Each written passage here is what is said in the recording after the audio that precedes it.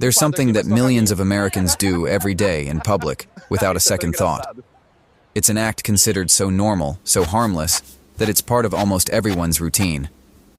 But in Japan, doing the exact same thing isn't just strange or rude. It's literally illegal.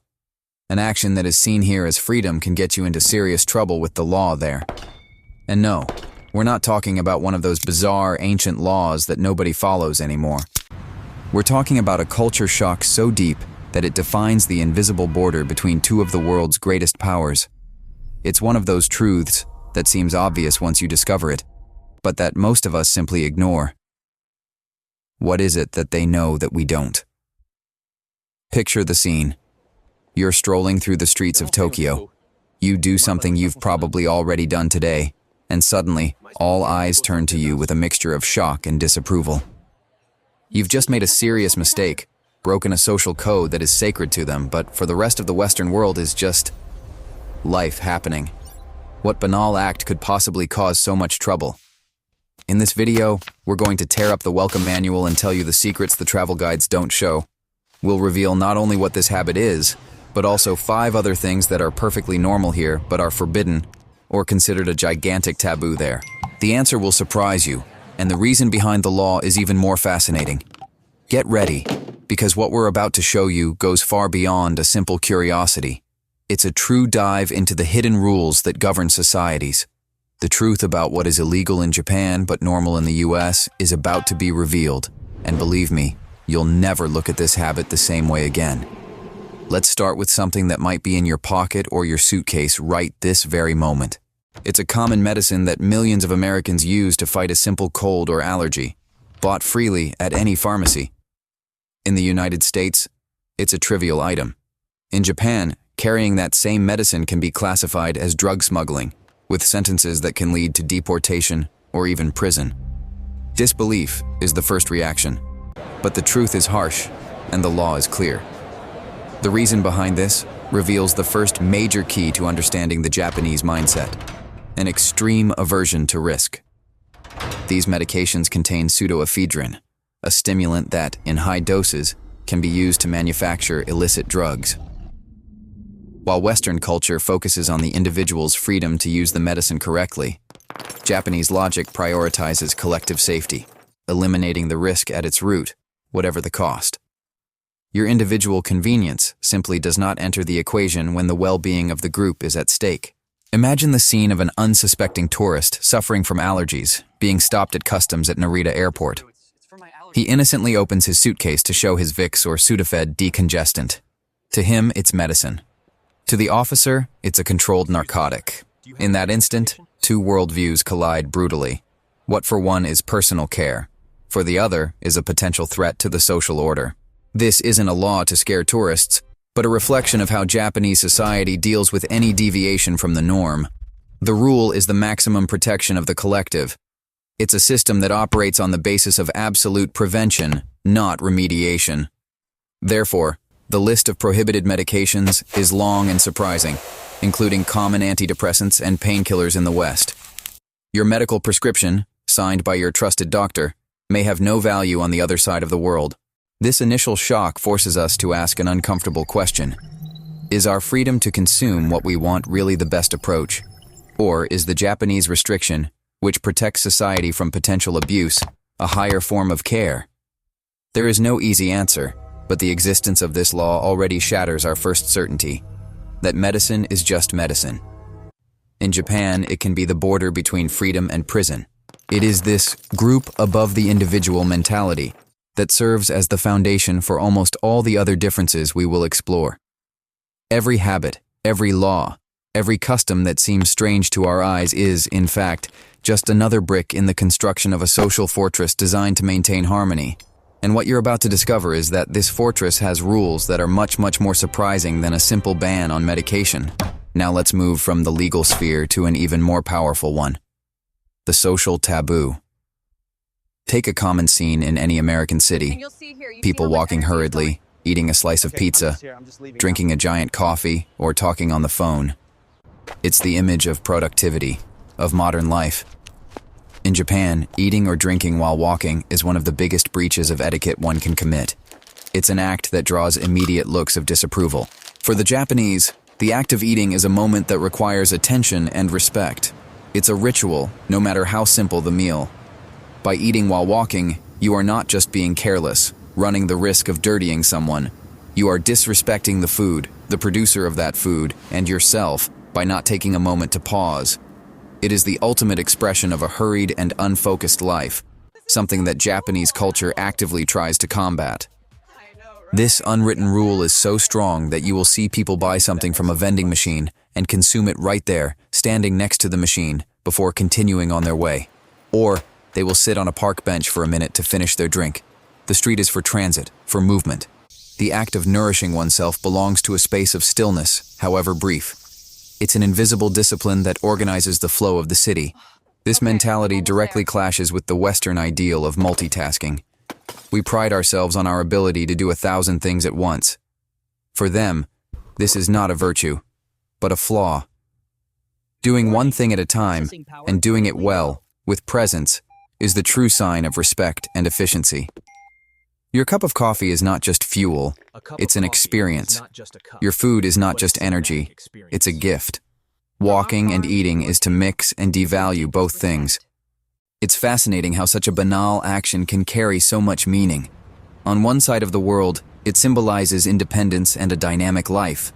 On the other, carelessness and a lack of consideration.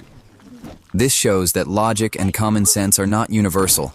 They are cultural constructs. What seems efficient to us sounds like disrespectful chaos to them. And this is a lesson that applies to much more than just food. This subtle distinction between public space and private action is a constant.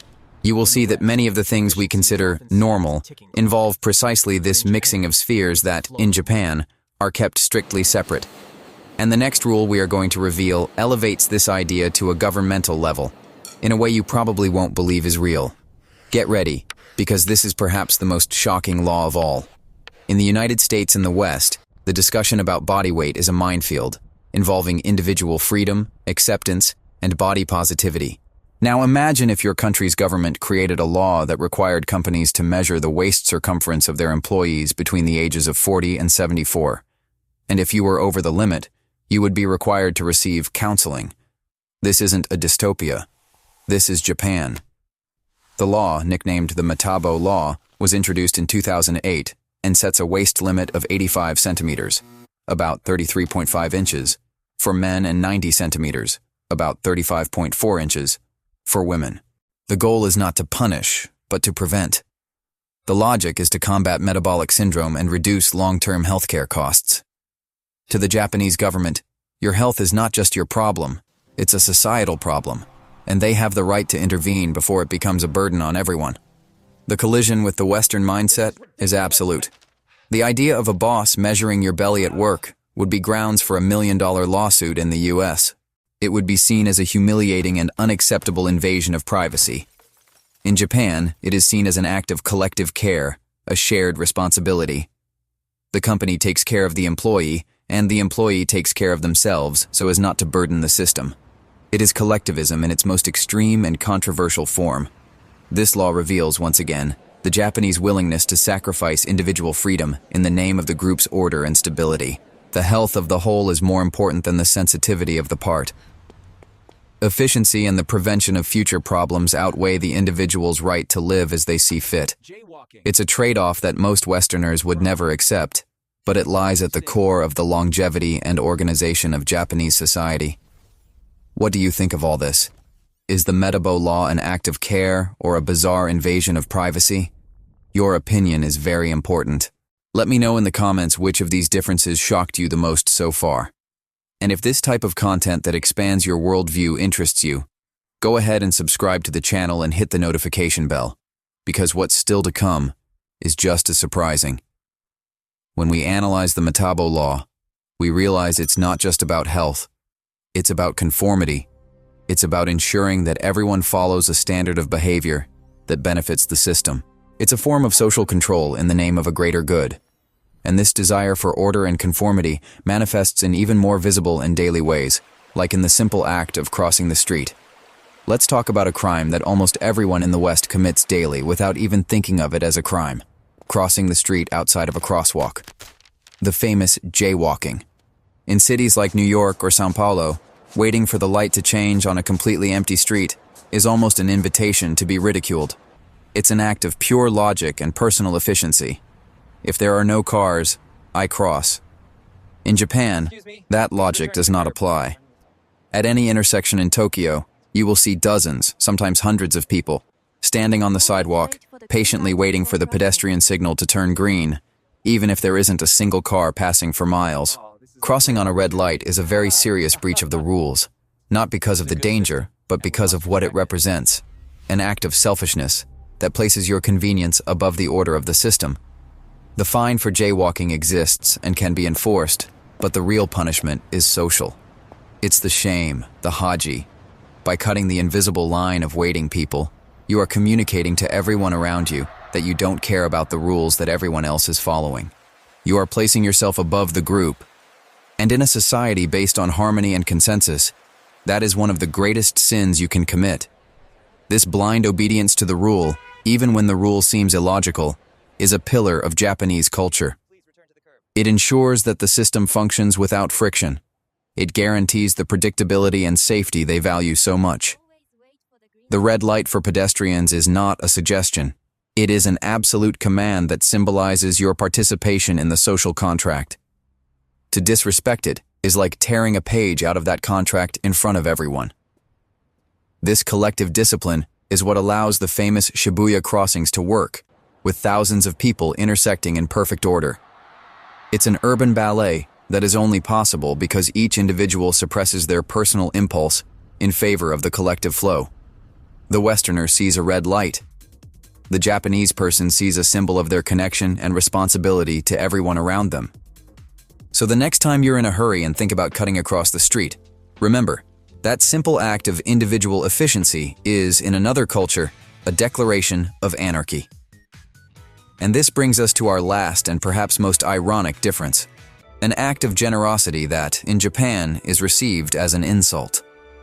Finally, we arrive at a custom that completely flips Western logic: tipping. In the United States, giving a good tip is a sign of appreciation and respect for the service provided. Not tipping, or giving a low tip, is considered a terrible insult, an offense to the professional. In Japan, the situation is the exact opposite. Trying to give a tip is the real insult. The reason for this is deep and multifaceted. First, good service is not seen as something that should be rewarded with extra money. It is the expected standard. The pride of the Japanese worker lies in performing their function perfectly, regardless of who is watching. Offering extra money implies that they only did a good job because of the incentive, or worse, that the salary they receive is not enough and they need charity. Leaving money on the table, or trying to hand it to the waiter, can create an extremely awkward situation. Often the employee will be confused and run after you down the street to return the money you forgot. For them, your satisfaction and your sincere thank you are the payment. Professional pride and the quality of service are already included in the price. Trying to pay more is like questioning the integrity of the entire system. This custom reflects an ideal of dignity in work that is very strong in Japan. Every role, from the janitor to the CEO, is seen as an important piece in the machinery of society, and each person must perform their part with excellence. The tip, in this context, introduces an unequal power dynamic, where the customer, with their extra money, places themselves in a superior position, which disturbs the harmony of the interaction. It is the final paradox. A gesture born of gratitude in the West is interpreted as an act of condescension in the East. It demonstrates that even our best intentions are filtered through the lens of our own culture. Generosity has a different language in every place, and not knowing how to speak that language can turn a compliment into an offense. From forbidden medicines to insulting tips, to laws that measure your waistline, each of these differences tells us the same story. The story that the word normal is perhaps the most relative word that exists. Every society creates its own invisible rulebook, and what we learn from looking at Japan is not how strange they are, but rather how conditioned we ourselves are by our own culture. It might come with a